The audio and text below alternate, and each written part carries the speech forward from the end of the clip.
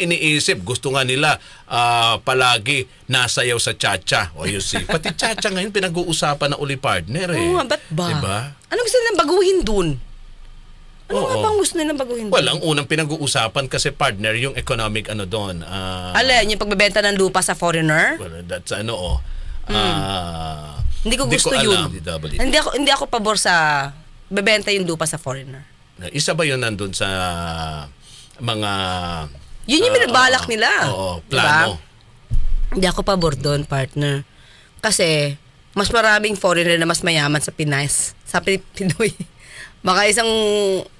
Isko, partner. Tayo na lang ang kumbaga, tayo na lang ang magre-rent sa sarili nating lupa. Wag naman sana, nakakaawa. Diba? Sabi ni Alpha, that's a no-no. Yung sinasabi mo nga. Diba?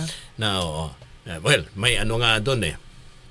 May plano nga partner na i-extend yung term ng Pangulo at Vice President. Ha? Oo. Tingo, kasama na siya? Kasama na siya ngayon.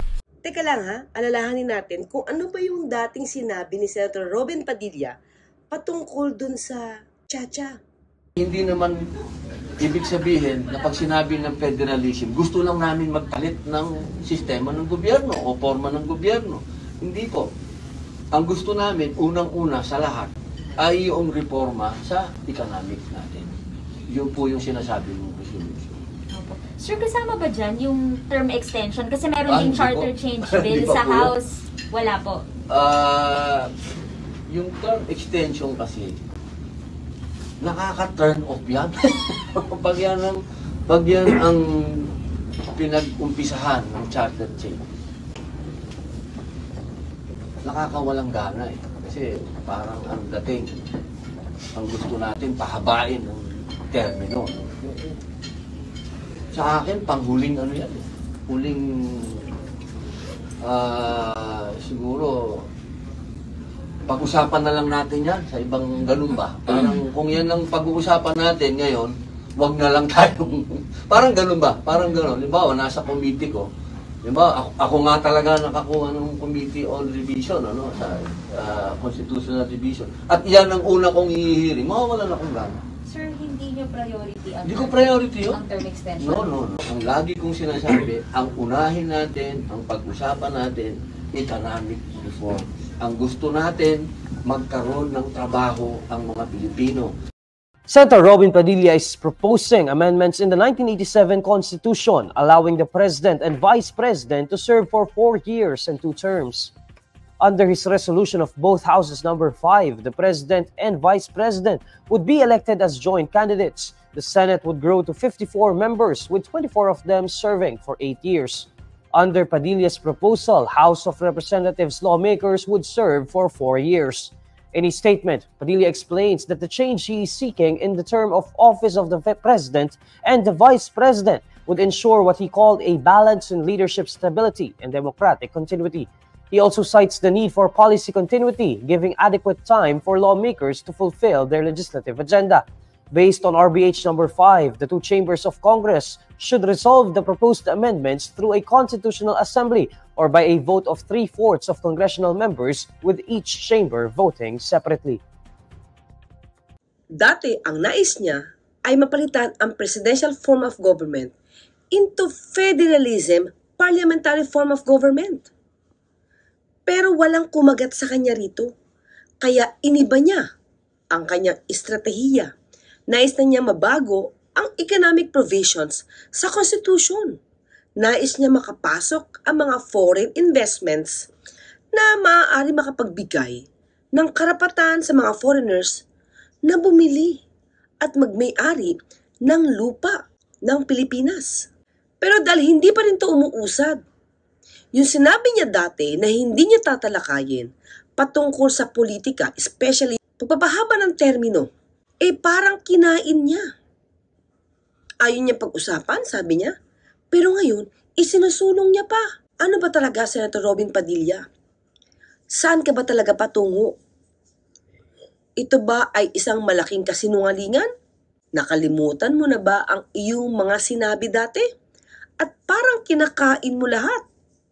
Kunin na lang po ninyo ang salita ng isang revolusyonaryo. Ako po hindi politiko. Ako po'y pinilit lang na pumasok dito sa politika. Ako po ay nananatiling revolusyonaryo hanggang sa oras na to. Ako po, kunin na lang po niyo yung salita ko. Kung ano po yung pinangako ko sa inyo ng kampanya, yan naman po yun eh. Wala naman po akong iniiba. Hindi po ako lumihis ng landas. Yun po, yung baguhin natin, yaang konstitusyon na nagpapahirap po sa atin. At asahan niyo po ako, hanggang dyan lang, hindi po ako papayag na ako po mag-iingay. Kapag kang usapin ko rito, napunta na sa politika, maniwala po kayo sa akin. Hindi po ako kapit-tuko sa posisyon na ito. Araw-araw po na ginawa ng Diyos, wala po akong gustong gawin kung hindi mag-resign. Wala po. Kasi hindi po ako makapag-chicks dito. Ang hirap! Totoo po yan. Lahat po ng mga mambabatas, maging sa mataas, mababang kapulungan, wala pong sinasabi yan kung hindi bibigyan po kayo ng trabaho, iaahon kayo sa kahirapan, magiging mura ang pagkain. Lahat po yan. Mangyayari lang po yan sa nag-iisang pag-asa natin. Kasi ginawa na po nila lahat. For 37 years, lahat po ng paraan, ginawa na nila sa konstitusyon na yan. Diyan sa provision na yan. Isa na lang po ang natitirang paraan na ginawa ng mga kapitbahay natin at sila po'y naging matagumpay. Yun po ang pagbubukas ng kanilang foreign investment. Ang pagpapasaayos ng kanilang economics. Ayaw na niyang isulong ang federalism. Biglang nagbago at sinabing, economic provisions na lang ang nais niyang baguhin. Mabigyan ng pagkakataon ang mga foreigners na makabili at magmay-ari ng mga lupa sa Pilipinas. Wala daw siyang ibang babaguhin. Hindi niya papasukin ang tungkol sa mga political provisions. Pero ngayon, nagbabago ang ihip ng hangin. Biglang nagbago. Hindi na economic provisions ang tinutumbok niya. Political provisions. Bakit ngayon, Senator Robin Padilla, ang pinag-uusapan na natin term extension? Isinusulong mo ang pagpapahaba ng termino?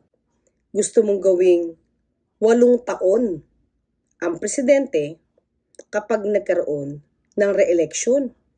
Gusto mo pa ring habaan yung term of office ng senador at ng miyembro ng House of Representatives. Natatandaan mo ba yung mga sinabi mo noon? Senator Robin Padilla has filed a resolution seeking to amend the charter to increase the current number of senators and expand the term of office of elected officials. The Senate would grow to 54 members, with 24 of them serving for 8 years. Under Padilla's proposal, House of Representatives lawmakers would serve for 4 years. 24 senators na kayo. Hindi pa ba kayo sapat para makagawa at makabalangkas ng batas? Magdadagdag ka pa ng 30 senators. Nalalaman mo ba kung gaano kagastos iyan? Kayo pa nga lang na 24 senators dyan, sobra-sobra na ang gastos ninyo. Magdadagdag ka pa? At ang nais mo ay 2 representatives para kada rehiyon? Hindi mo ba alam kung ano ang trabaho ng members of representatives na siya nagre-represent ng kanilang lokal na pamahalaan? Matagal na tayong may 24 senators. Wala naman nagiging problema noon. Bakit ngayon nagiging problema sa iyo ito at issue ang mukhang kakulangan ng numero ng mga senador sa Senado? Di mo na lang kaya pakaisipin kung ano dapat ang qualifications ng isang leader. Qualifications para maging senador, qualifications para sa pagiging presidente, vice-presidente, at ibang elected officials. Hindi lang yung able to read and write. Para naman yung mga taong tutungtong sa Senado para maging senador, hindi nagkakalat at alam kung paano ang proseso sa Senado.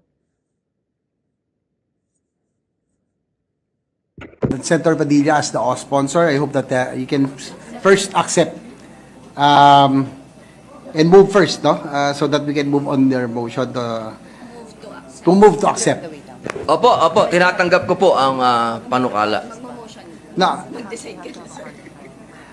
if you can make a motion that the body accepts the amendments in the nature of the substitute bill, Your Honor. You have to move first that the body accepts the substitute bill. I-move nyo lang po. Opo. I move. Englishin ko na to.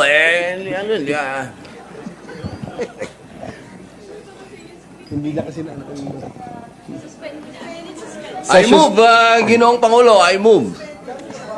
Session suspended. The body. Pero noong March 2023, ganito ang sitwasyon sa Senado. Sabi ni Senate President Mig Zubiri, kung hindi raw makukuha ang sapat na boto, bakit pa raw ito gagawin? Dagdag pa ni Zubiri, mag-aaksaya lang daw sila ng oras, pagod at pondo sa pagbusisi sa isang panukalang wala namang boto. Kaya hindi raw prioridad ang charter change sa ngayon. Pero si Padilla na chairman ng Senate Committee on Constitutional Amendments, never say die. Katunayan, itutuloy lang daw niya ang pag-iikot sa bansa para sa public consultations, kaugnay ng isinusulong na pagbabago sa economic provisions ng saligang batas. Kung ako po ay madidiscourage, hindi po. Ito po napakahina naman ng loob ko. Kailangan lang po magtuloy-tuloy. Kumbaga, wag kang masiraan ng loob kasi talagang talagang pakikibaka ito. Hindi ito makukuha sa santong dasalan o santong paspasan. Ito'y makukuha sa debate. Ang problema, pinangahawakan ng ilang senador ang pahayag mismo ni Pangulong Bongbong Marcos na hindi priority ang charter change. Honestly, we have not received any signal yet from the President himself. Kaya siguro the Senate has been busy with other equally important issues. We have remained as the fiscalizer of government, but also we are very supportive of the administration's main programs. Mas magandang maisulat sa kasaysayan yung hindi ako lumapit kanino man, inilapit ko sa taong bayan, tinanggihan man ng Senado, natalo man ako, pero alam ng tao pinanindigan ko posisyon ko. Mas gusto ko yun. Hindi importante yung nanalo ko, pero nagbawa ko, no way. Sa konstitusyon. As long as we will be assured that only the economic, ako personally, that the economic provisions will be the one that will be amended, no? As long as hindi natin galawin yung political aspect or the political side of it, then I guess I'm agreeable. Pero nababago talaga ang sitwasyon katulad ng ginawa ngayon ni Senator Robin Padilla. Senator Robin Padilla is proposing amendments in the 1987 Constitution allowing the President and Vice President to serve for 4 years and 2 terms. Under his resolution of both houses number 5, the President and Vice President would be elected as joint candidates. Malinaw, di ba, na hindi political provisions ang gagalawin kung magkakaroon man ng charter change. Yun din ang pangako ni Senator Robin Padilla. Pagbabago lang sa economic provisions ang isusulong niya. Pero ang term extension ay hindi economic provision. Senator Robin Padilla, panloloko ba ito? O talagang wala ng isang salita kapag ka naging politiko na? Nagtatanong lang naman. Process of Congress would give the President and Vice President a 4-year term each. Oh, yun. So, pero... with one re-election. So, pwede pang tumakbo uli. 4 and 4. 4 and 4. Sa akin, instead partner. of 6, gagawing 4, pero pwede. So, magiging 8 na partner. Yes, parang yung dati, nung panahon ni panahon ni Pangulong Duterte, Pangulong Marcos dati. Yung panahon ng mga nanay natin, 4 and 4, parang US. Diba? Pwede ka ma-re-elect. Well, sa akin, partner, maganda yan kasi pagka pangit yung pagiging presidente nito, tanggal agad. 4 na taon pa lang. Diba? Kung magaling naman siya, di hahaba yung term niya. Oo. Kasi i-re-elect siya. Oo. Siyempre, sakit nun, another gastos yun. Correct. Sa mga yung iba mga gusto na mas mahaba yung term nila, magpapare-elect. O di, pare-elect. Diba? Dito Yun pa lang. naman sa atin, partner. Pag nandyan na sa pwesto, mas mahirap. Yung pera nun. Mas nagiging makapangyarihan. Di ba? Kala ko, mas magiging ganid. Hindi, mas nagiging, di ba? Mas makapangyarihan. Mas nagiging kasi hawak tuko. Tama ba dan? Hawak tuko sa posisyon. May ganun eh. Ayaw nang umalis. Di ba? Ang dami-dami nga. Pagkatapos na yung term nila sa pagiging senador, tatakbo dun sa House. After ng term sa House, di naman tatapusin dun, tatakbo ulit sa Senado. Pagiging senador. Hindi na yung satisfaction, hindi napupunan, hindi napupuno. Kailangan lagi sa posisyon. Para sa akin, partner, may nakikita din akong rito, no? Maganda, positibo. Sa 4 and 4? Sa 4 and 4. Kasi kung medyo ngayon, di ba, 2 taon, 3 taon, nakikita na natin. Di ba? Paminsan napapansin na natin yung performance. Parang hindi ata okay. Parang hindi ata magaling. Pero, ano magagawa mo sa 4 years? Okay? Ito lang advantage nun. Pag advantage ka, tama ka, partner. Pag pangit, tanggal na. Oo, after 4 years. Diba? Hindi na maghihintay ng 6 years ang tao para palitan. Saka diba mangyayari, mas magpapapogi siya for the 4 years para re-elect. Ganun mangyayari. Baka maging busy naman siya sa kampanya. Puro kampanya na lang. Oo. Wala nang ginagawa. Kasi on the 3rd year, mangampanya na yan. Pero dapat yung pangangampanya niya, partner. Gamit yung pera ng gobyerno. Yeah. Sa yun, pag incumbent ka. Oo. Kasi nasa sayo lahat yung eh. Actually, partner. Poder Kahit ano maging batas naman, partner. Kung matino naman yung leader, parang lahat naman yan magiging okay. 4 and 4 or 6. Kung matino lahat lang, partner, parang di naman magkakaproblema kung ilang terms, di ba? Yun lang yun. Oo. Sabi ni Nances, wag daanin sa tagal, daanin sa galing. Yun yun, di ba? Kaya nga, kung 4, magaling, edi iboto ulit. Kasi kulang ang 4 years for him or for her na panunungkulan. Pero kung palpak naman partner, nakikita mo pa lang. At 3rd year pa lang, talaga pag-iisipan mo na wag na iboto. Sabi ni Tal Attack, yung discussion ng framers dyan, attorney, is to prevent an incumbent president to abuse the powers of the president for re-election. Kaya compromise 6 years, 1 term. Yun nga, partner. Actually, yun yung reason kung ba't 6 years eh. Kumbaga, 6 years, enough na yun to do kung ano yung mga pinangako mo. Diba? 6 years enough kasi para hindi ka nagagawa ng anumang aksyon na ang purpose mo lang ma-re-elect. Yun. Talagang magtatrabaho ka for 6 years. Diba? Sabi ni Oliver, hindi mangyayari na taasan ang qualification ng pagiging senador. Yan. Kasi Sana sila yan. din ang gagawa ng batas para sa qualification. Idadahilan lang nila violation of human rights.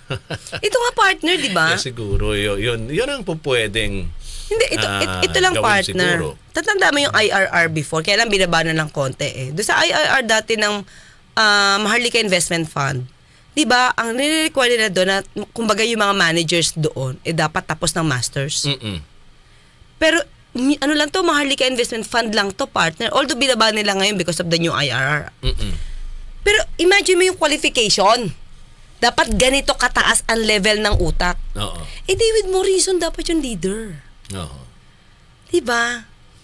Hindi pwedeng hindi mo pwedeng tawag dito, idepende yung future ng bansa natin doon sa taong, although hindi tayo nagmamata, partner, pero kailangan talaga strategist dito eh.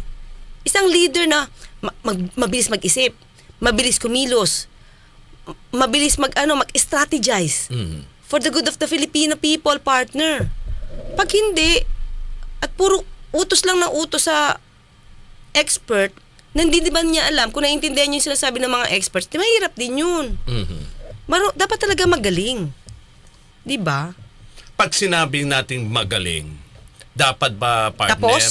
Tapos, kasi siyempre yung qualification ngayon, pwede tumawag, able to read and write lang, Pilipino ka, yun lang, partner. Tingin ko hindi lang naman able to read and write eh. Oo. Ang nagiging qualification eh, silent nga lang eh. Dapat may money ka eh. Yeah, money. Diba? Popular ka. Diba? Yun yung nagiging qualification eh. Alam mo, para gumanda siguro, ako hindi naman ako against to sa hindi nakapagtapos, partner. Pero, if you really want to be a leader, at least, you try naman to finish a course na para doon sa papunta sa pagiging leader mo. Pero hindi kailangan abogado. Hindi naman kailangan abogado, partner. Kasi yung iba'y sinasabi, dapat abogado dyan. Kasi pinag-uusapan, batas eh. Di naman kasi, kung abogado ka, di hamang mas alam mo kung anong batas, ano pang pupwedeng baguhin, at ano yung mga pupwedeng i-amend. Partner, okay lang naman maging abogado ang gawa leader. ng bagong batas at i-amend yung mga luma. Okay maging abogado ang leader natin. Kung gagamitin sa matino, baka paikutan para makalusot. Yun naman mahirap. Kaya sabi ko, kahit anong course, basta may puso. Or kahit ano na pagtapos niya, basta may puso. Dapat may puso. Basta nakapagtapos. I think so, partner. Kasi dapat meron din siya alam. Hindi pwedeng asa lang. Hindi porket sumikat kang artista. Kasi yan din ang hinahanap actually ng mga tao, partner eh. Tingnan mo, yung mga binoboto nila, yung malapit sa masa. Kasi alam nila yun ang may puso. Alam ng politiko na yon kung ano yung damdamin ng tao. Kung ano yung nararanasan, ano yung na-experience, ano yung pinakasitwasyon ng mga mahihirap na Pilipino. Oo nga, partner. Okay na yun nararamdaman nila. Paano mong i-execute ng trabaho mo kung hindi ka rin marunong? Mapagtatawanan ka lang paminsan-minsan. Ito lang sa akin, kung balak mo sumalang dyan, kahit hindi ka natapos ng course, partner, pero aralin mo muna bago ka sumalang. Ang nangyayari kasi, partner, magpapaboto ka muna, so wala kang alam, tapos saka ka mag-aaral doon. You're just wasting the time. Dapat pagsalang mo dyan, magaling ka na. Diba? Yun lang. Saka dapat tingin ko ituro pa yung pagiging statesman. Dapat may course dyan. Kung gusto mo maging leader, dapat ito. Para yung mga words na lumilitaw or namumutawi sa yung mga labi. Hindi pang sanggano. Sabi ni Talatak, yung other side ng topic na ito ay having a politically matured citizenship. Sana meron nga Talatak. Yan nga mahirap. Nakakalungkot kasi. Diba? Hindi tayo for me kung magagalit man to sila sa opinion ko, talaga yung ibang mga botante natin, hindi talaga nagmamature. Hindi sila papili yung dapat na mapili para umangat tayo. Diba? Yun eh. Daming iba kasi mga politiko, partner, fasad lang eh. Parang, ito ako, boboto nyo ako kasi ganyan. Tapos, wala na. Pag naboto na, hari na. Hari na talaga, partner. Dapat meron ng wangwang. Dapat nauuna na. Sa traffic. Wala na. Nakalimutan na si Masa. Nakalimutan na yung mahihirap nating kababayan, partner. Okay? So, mga kayubi, hanggang bukas magkita at magkarinigan tayo. Ako po sa Atty. Claire Castro, nagpapalala, huwag tulugan ang inyong karapatan. Mga kayubi, maraming salamat sa inyong oras at panahon. We love you, Mwamwa, Chuchu. At syempre, yung mga nasa kanilang mga tahanan din, maraming salamat po sa inyong oras at panahon. Yung mga nanonood sa Facebook, thank nakikinig you. Sa radio. Nakikinig sa radyo. Maraming salamat. Samahan natin ulit bukas ang ating nag-iisang abogada ng bayan sa pagbibigay ng serbisyong legal at pagtalakay mga kasama sa mga usapin na may pakialam ang taong bayan. Dito pa rin sa ating palatunturan ang Usapang Batas!